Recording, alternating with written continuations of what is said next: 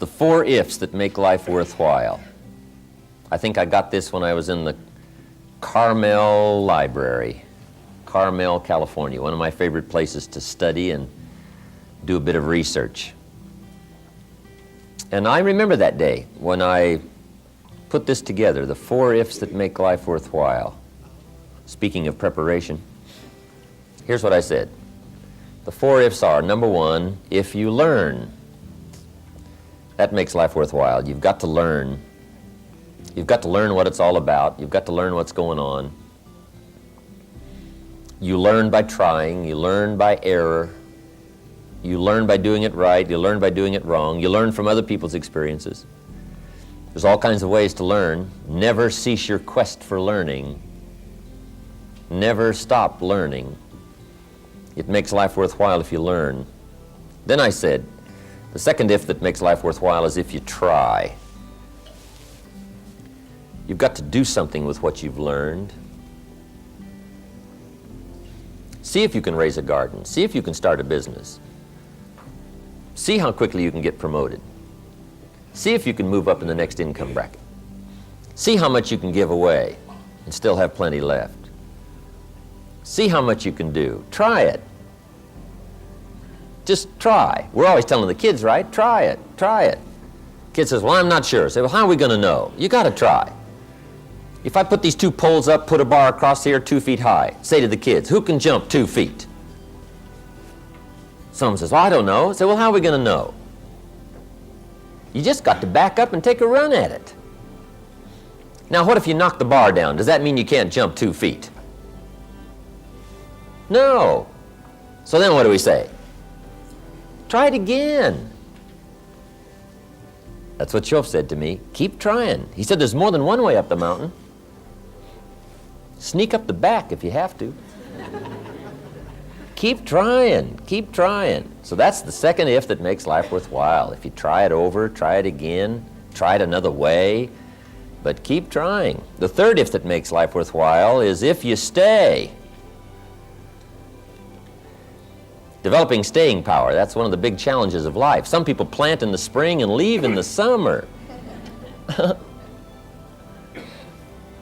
They don't stay. Or the guy builds a foundation, right? Got a nice foundation. Then he goes off and builds another foundation. And then he leaves that one, goes off, builds another foundation. He's got these foundations scattered all across the country. I've done my share of that. Not staying to finish it and put it together and put the roof on, put the last brick in place, light the fireplace, have a party, celebrate, finishing something. Stay. You got to stay.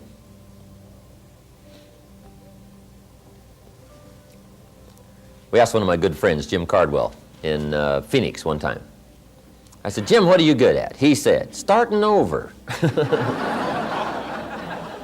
that's one of my better things, is starting over. He's a character. Asked him if he was good at any particular sport, and he said, yes, skating on thin ice.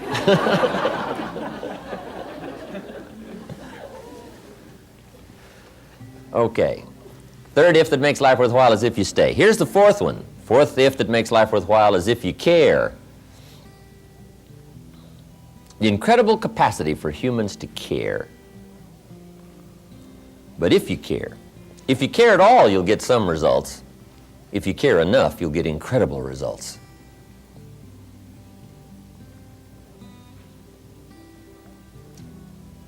Now, that wasn't too complicated a speech, right? Just 4 simple ifs that make life worthwhile. But it does take some time, take some research, consciously, get your notepad out, get your journal, read the books. But now then, even though you don't have a speech to give, just get ready for tomorrow's conversations today. Get ready for next month this month. Get ready for next year this year.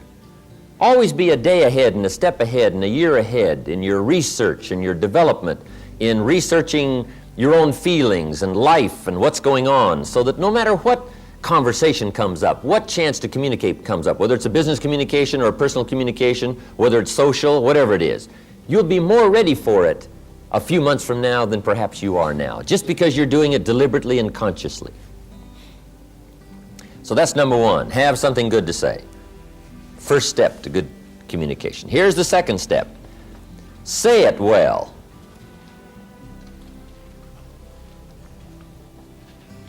Part of communication is saying it well.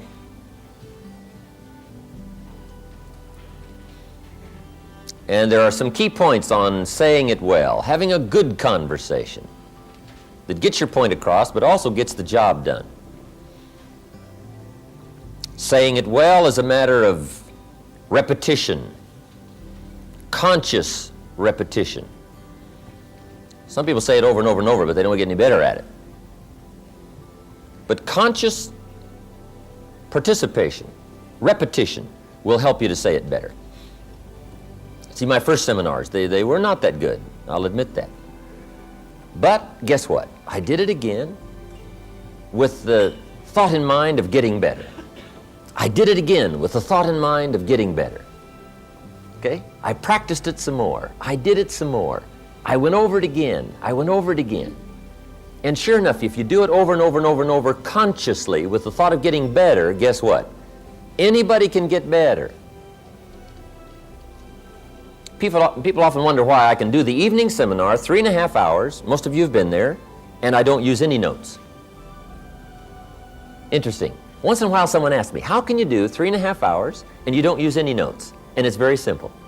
Anybody could do it. Guess why I'm able to do it? I've done it a few thousand times. See, if you do something a few thousand times consciously, sure enough, you will get better and better and better.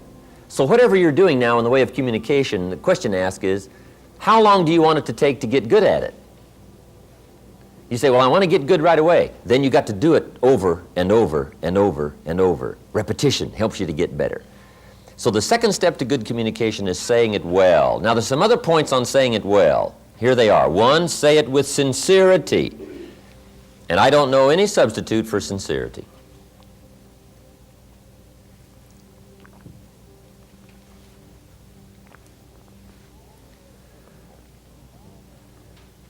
Almost everybody wants the feeling from someone else that you are being sincere, that you're not playing games with me, that you're really disclosing to me your true feelings, your true awareness, what's going on in your life and your heart and your soul and your mind. Sincerity, there's no substitute for that.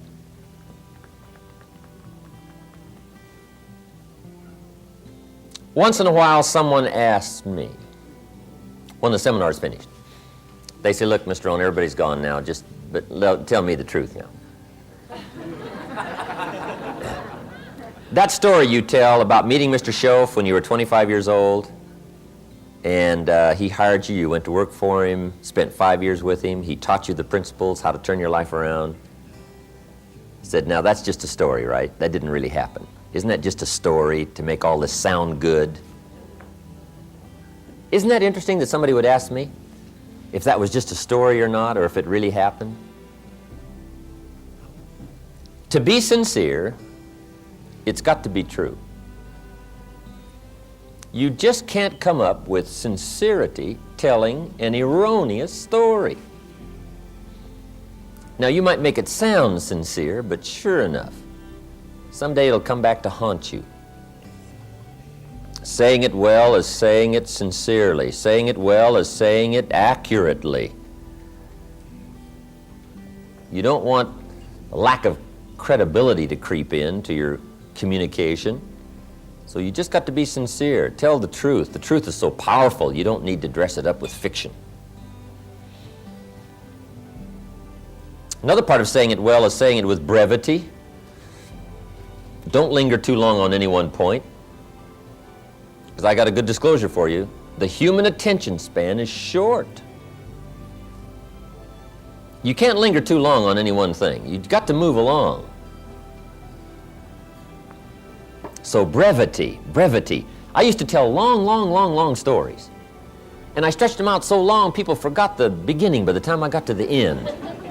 And now the end doesn't make much sense, right? Because you can't hook them both up. I just drug them out too long, too long. People get weary. You just got to practice being brief, being brief, being brief. Short, short. Attention span is short. The best practice on this is to practice with kids, because their attention span is really short, right? And they don't mind telling you, right? You start talking to the kids, right? And kids say, how long is this going to take, right? I mean, right away they get the feeling you're going to take 30 seconds. And you should only take 10, right? I mean, they get bored right away. So short, short. Make your stories short. Be brief in your illustrations. If you're going to say, here's something that happened to me one time. Don't give people a feeling now that you're about to launch into a 20-minute story. Just make sure you get the feeling across that you're going to be brief. It isn't going to take long. You're going to get the story across. And I guess part of that is our high-powered, speeded-up way of living, especially in this country. But it is true. If you want to be effective in communication, you've got to be brief.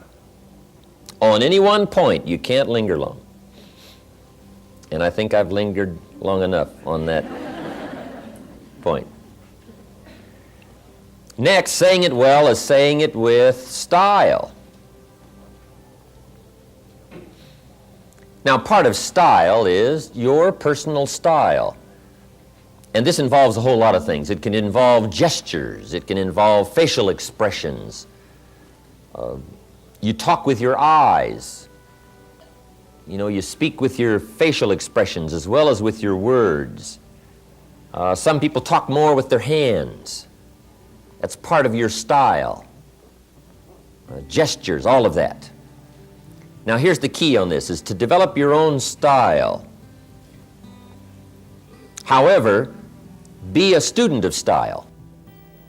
First, have something good to say. Second is to say it well. Consciously say it well.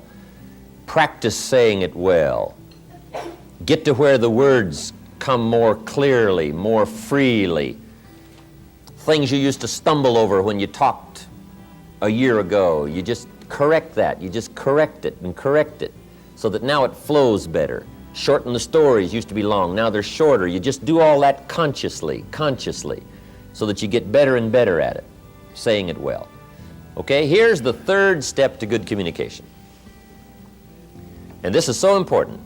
Read the effect you're having. When you communicate, see, that's just major.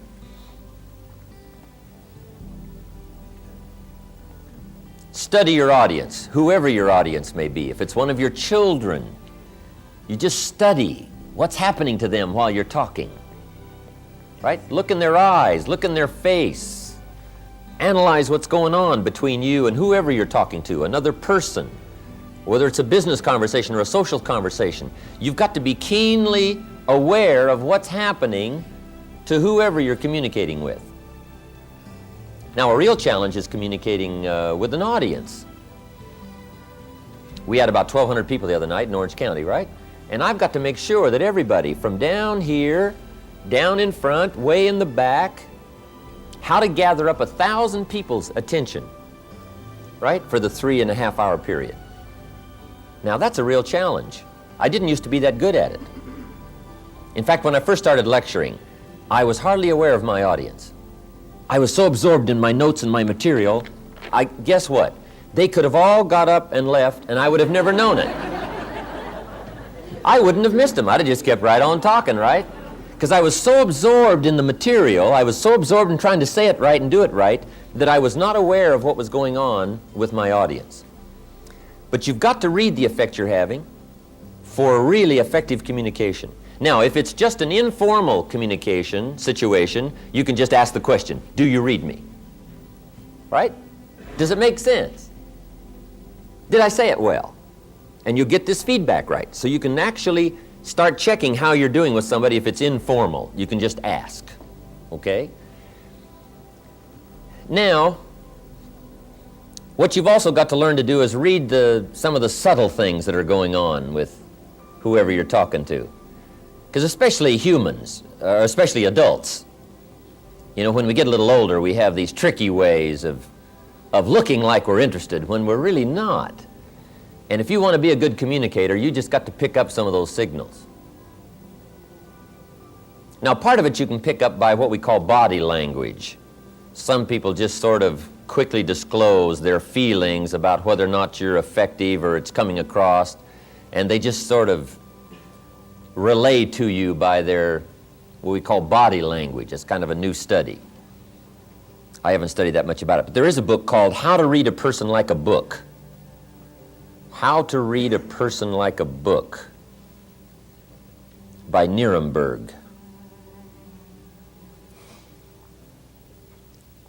You just might make a little study on that. Now, don't get too involved in it, because sometimes you can so watch somebody in the way they blink their eyes, and you know, you're looking at their ears and looking at their hair, and now you get too carried away in trying to figure out, you know, all about them. But you can get some indication.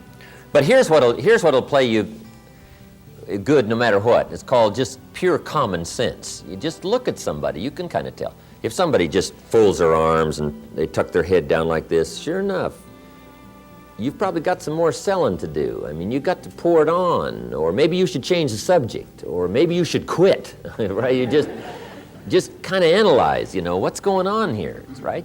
Some things are just fairly obvious. You know, if a guy's leaning toward the door like this, it's probably a sign, right? I mean, you say, oh, I got it, right? It's clear.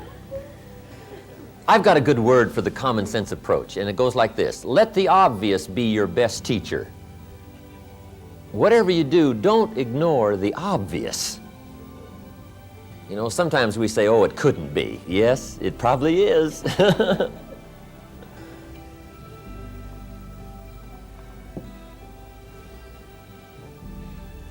But adults especially, sometimes this is a bit tricky.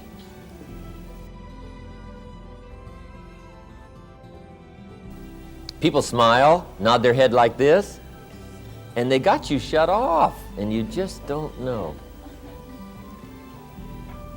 Okay. Because in good communication, you cannot mistake courtesy for interest. Sometimes people will be courteous, but that doesn't mean they're interested. Now, if you mistake their courtesy for their interest, now, see, you've lost the hold on good communication. Also, you can also develop a sense of picking up signals.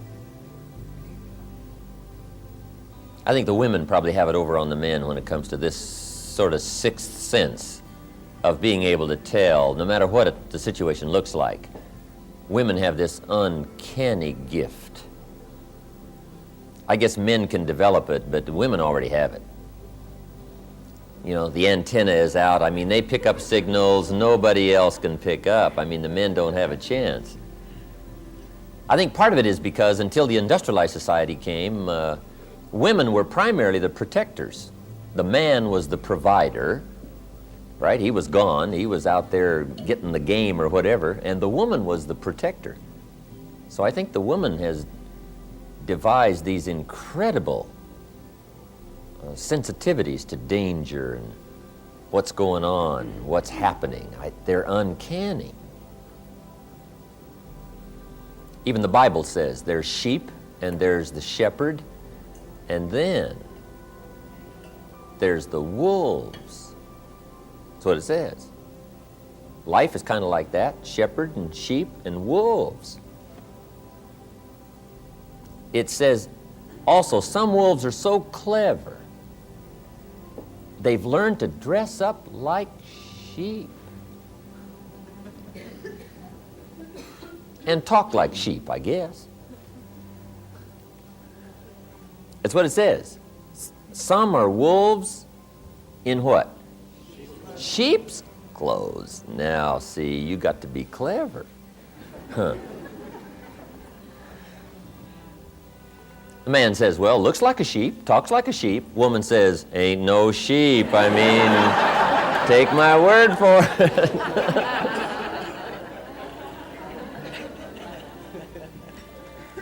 But that's that long developed instinct, I guess, right?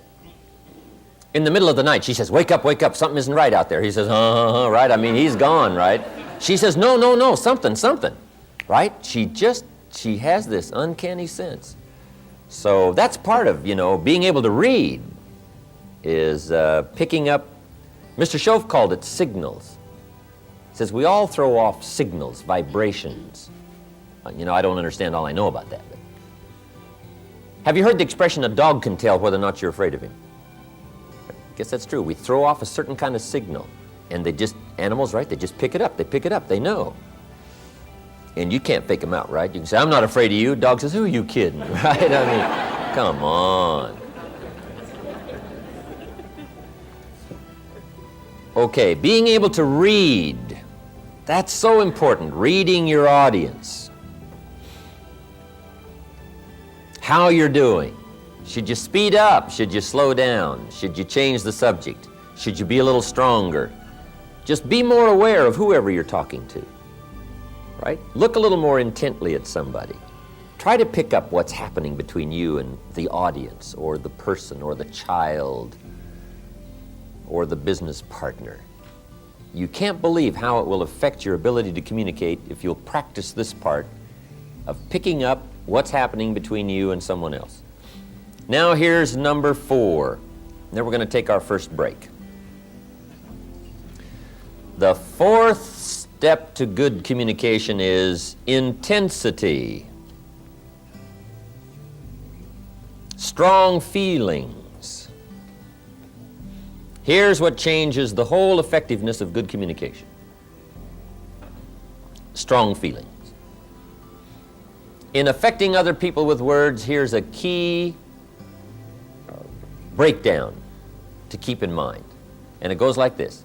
To affect other people with words, it's 20% what you know, and it's 80% how you feel.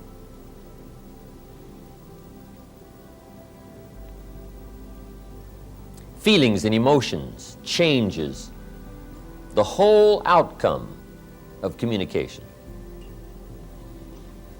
Intensity, words loaded with emotion have the best effect.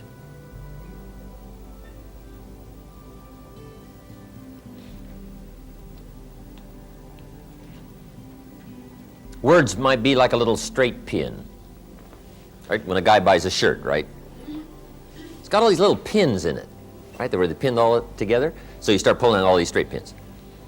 What if I took one of those straight pins and I threw it at you, this little straight pin?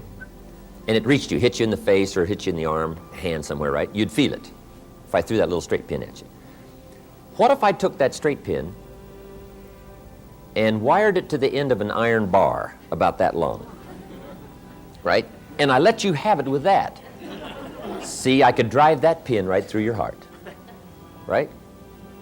Now, the pin is the words, and the iron bar is the emotions, the feelings, the awareness, the uniqueness of all of that mysterious stuff that humans are made of.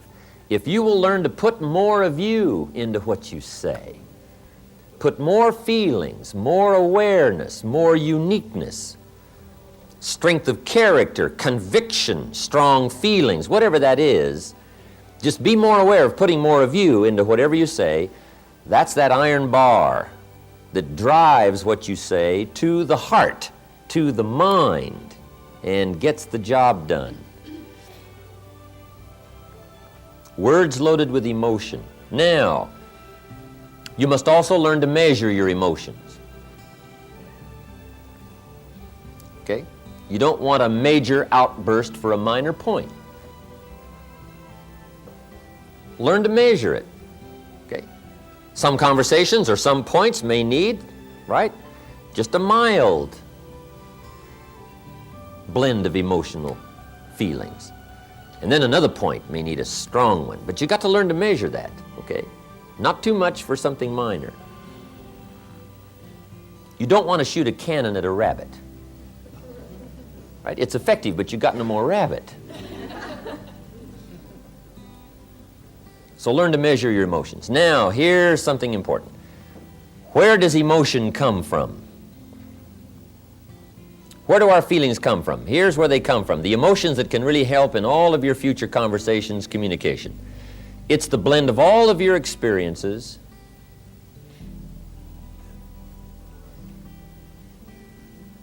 and how they have affected you. The blend of all of your experiences and how they have affected you.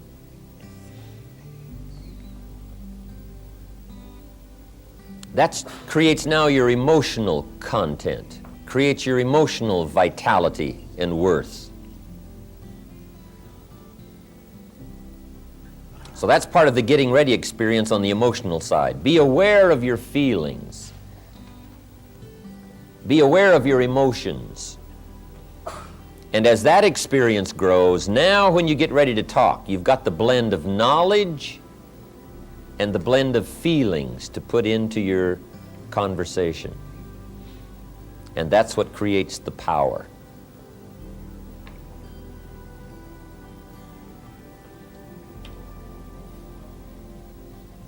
Now I have one more point and we'll take our break. It says, don't forget to say it. Part of communication is simply being aware that more often than not, things need to be said.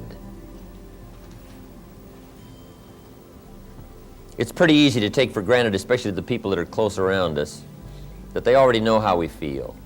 But you got to keep expressing how you feel. Here's a good phrase. Actions are no substitute for words. Now, we've used the other phrase, right? That words are no substitute for action, and that's true. Just talk, talk, talk, talk, talk, and not acting. See, that's not good. But here's what else is not good. All of the action and no talk. Make sure that the words accompany the action. Don't fail to say it.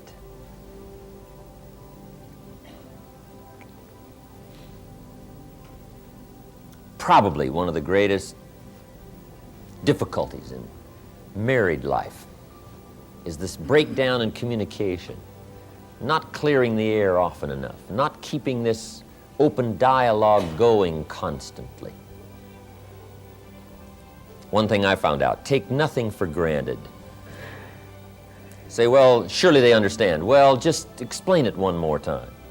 Just say it one more time. Don't take a chance that whether they know it or not. Bring up the subject again. Make sure it's clear. It's too easy to let it slide and not make it clear.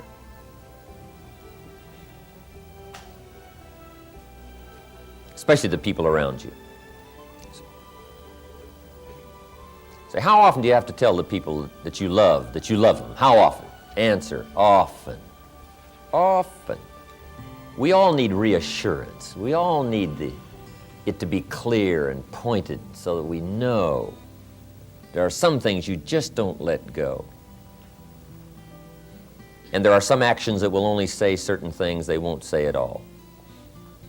You can give somebody flowers, but flowers won't do all the talking. Flowers say, you remembered. That's probably what flowers say. But flowers don't say, you do incredible things to me. Nobody affects me like you do. Now see, flowers will talk, but they won't say that. That's the card you've got to put along with the flowers. Let the flowers say whatever they can say, but then don't fail to put the other words with it, because the words are so important.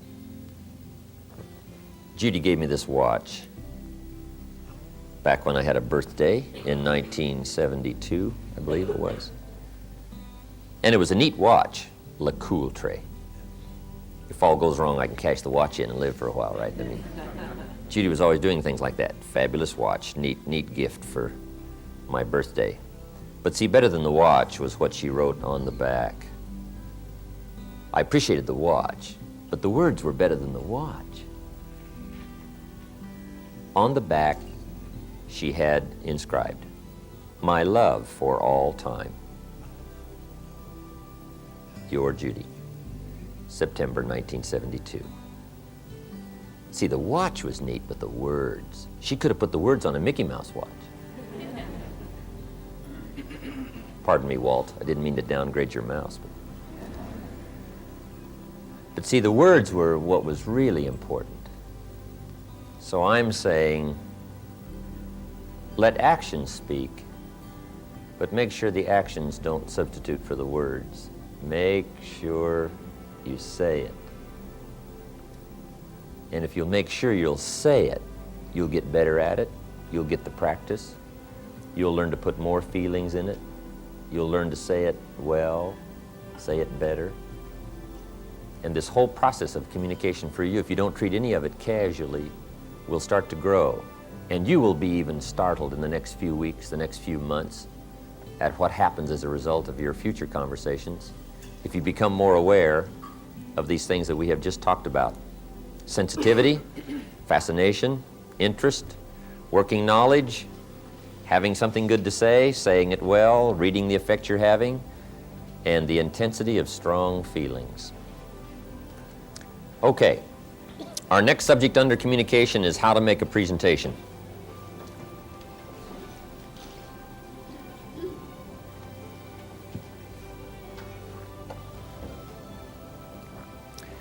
And whether it's a presentation to a child, or a presentation to a business client, or a sales presentation, or whatever kind of presentation, we're all making presentations all day long, every day, business, social, personal, whatever.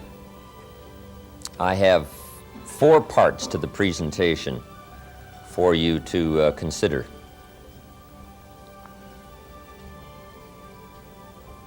Here's the first one, identification. One of the most important parts of the presentation process is identification. Identification is, for a new person that you haven't met before, it's getting acquainted, it's breaking the ice. It's building a bridge between you and someone else, establishing contact, getting somebody's attention. So it's a very important part of the presentation process. Sometimes those first few seconds, sometimes that first minute is just so important to establishing rapport, establishing contact. Somebody once said, you never have a second chance to make a first impression. So sometimes how those opening seconds go is very important. But that's identification, getting acquainted. Some people find this easy, some people find it more difficult. What we're doing is, pointing it out so that you can start working on it deliberately instead of haphazardly, or instead of just letting it go, wondering why things aren't going well. We just pick it as a part of the presentation so you can go to work on it, identification. In identifying with someone, one of the best ways is to pick something you have in common to get the conversation started with.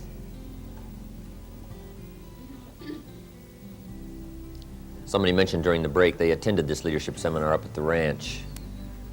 You were up there 3-4 years ago. And everybody got acquainted up there real easy. And the reason is because when you met somebody new, you would say, hi, how are you? Did you get as lost as I did trying to find this place? And everybody says, yeah, I got lost too. And that immediately starts this, little more friendly process of getting acquainted simply because you had a recent experience that you could talk about. So identification is trying to find something you have in common with someone else. You want something that makes you real, something that makes you a person that someone would desire to talk to.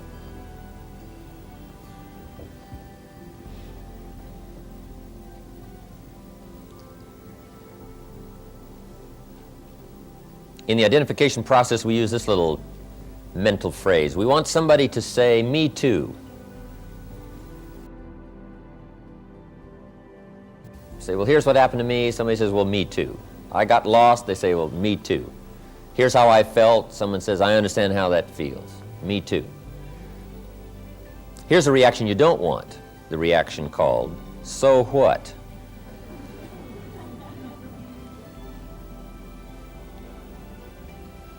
Now, usually one of the problems in people's trying to identify is they try to impress versus express. Mr. Schoaf gave me a little counsel on this. Don't try to impress, he said. Rather, learn to express. Express will get you more me toos. Impressing will get you more so whats.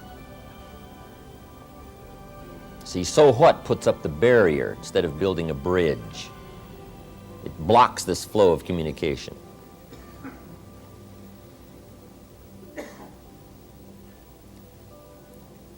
Usually when we introduce somebody, the introduction's usually full of so whats. One of the biggest challenges I have in doing seminars is to overcome my introduction. Usually an introduction, you know, you have to give your list of credits. But when somebody gets through with he's president of this and vice president of this, and he's got several companies, corporations, does business around the world, those are pretty well so whats. And I guess we consider it sort of standard, the so whats. So one of the first things I do when I come up on the platform, and I get the polite applause, and I understand it's polite applause. It's just part of the routine, right, that we go through. If you take that serious, you're in trouble, right? But you get the polite applause. So I walk up after all these credits, right? And I can tell that people are, saying, who is this guy? And is he really all he's cracked up to be, right? You can just feel all this going on in the audience. So I usually try to just, break that down just as quickly as I can by saying something like, I appreciate the warm welcome. Did you hear what the cow said to the farmer on a cold winter morning? Right? Thanks for the warm hand, right? And it goes over about like it did here, right? I mean, it just sort of, hangs out there. And that's to kind of let people know that, we're not interested in the chairman title or the president's title. We're here to just, talk person to person. And part of that is just an attempt to identify, to let everybody know you're not up there to talk down at them. You're not there to try to impress them with your success or anything else. We're there to really share ideas. But that's always a challenge. And every person and every audience is a brand new challenge. Every time you talk with somebody, it's a brand new challenge to identify. Now here's what you must do with someone who you already know. Re-identify. You don't get this identification process once when you get to know somebody and then it's forever over. You must constantly re-identify.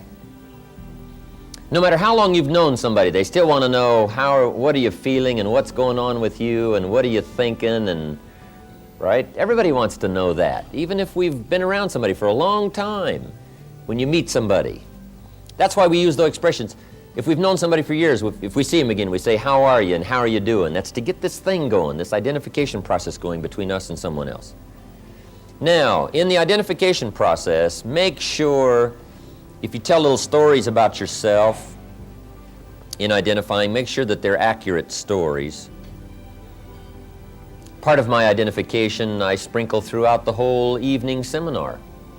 My little story about meeting the little Girl Scout, selling me Girl Scout cookies, right? That's just a little story to try to keep identifying with my audience, to keep them on my side, right? That's identification story, right? She gives me this unique presentation, asked me if I want to buy, and I wanted to, but I didn't have $2. Now see, I can almost hear everybody out in the audience say, well, I know what that's like. I've been caught without any money. I know how embarrassing that is. See, that's an identification story. Somebody says, I know how that feels. And I say, to this day I can remember the pain. Somebody says, I've had some of that pain too. I know what that's like. All of that is identification. So you have to re-identify. If you're talking with somebody over any length of time, you just re-identify little stories, things that's happened to you. So go back over your life and pick out the things that will identify with people. Now you've got the challenge of also identifying with a variety of people from different backgrounds and different businesses than your own. And you just learn to do that, different age groups. Part of it is just being more aware of what's going on in the world so that you can just intelligently talk about some things with people from almost any walk of life. Okay? Jesus, the master teacher, was probably one of the great identifiers of all time. He had this incredible knack of talking to somebody with language that they understood what he was saying. One day he said to those around him, "Today I'm going to teach you how to fish." Guess who he was talking to? A bunch of fishermen. He said, "Gentlemen, today we're going to have some lessons on how to fish. Only I don't want to teach you how to fish for fish, because you already know how to do that. What I want to do is to teach you how to fish for people." Now, see, he couldn't have chosen a better identification. He didn't say, "I'm going to teach you how to recruit."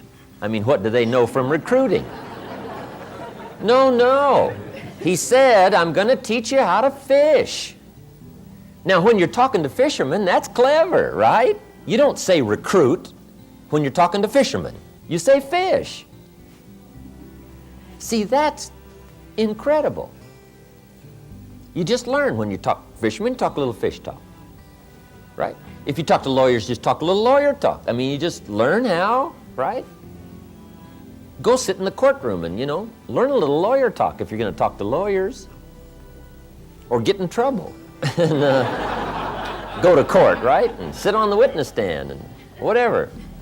Just so that you can learn to identify. See, I've been through it, I know it, and analyze who you're talking to and see if you can't pick out certain ways to identify. Now, of course, there's some stories that are common to us all. And sometimes it doesn't take much of a story to identify.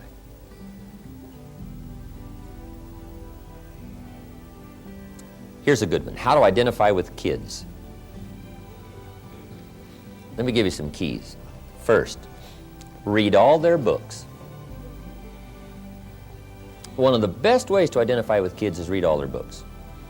If you've got a 12-year-old, you just read all their books so that you know them forwards and backwards. So you can use those books as a means of identification in stories. Say, "Remember that story, when?" Kid says, "Did you read that book?" Say, "I read them all. I know all those stories." And remember when? And you can use 1,000 illustrations from those books that you've read to get a point across, to get something across. It's a means of identification. Read their books.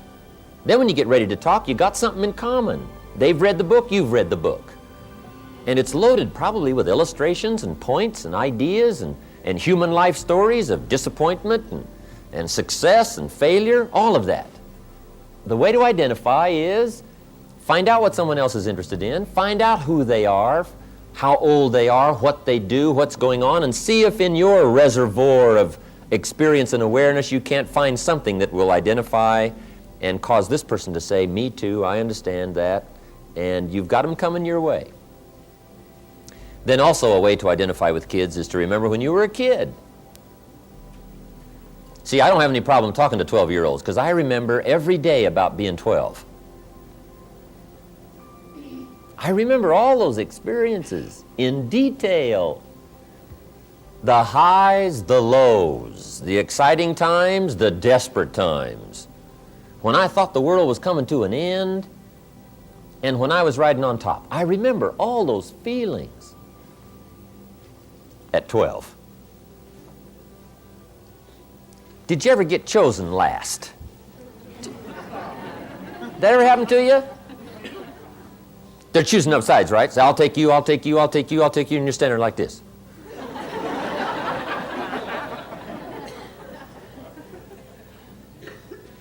See, all you got to do is go back over, search around in your life. You can find 1,000 ways to identify with all kinds of people from your own life experiences. Okay?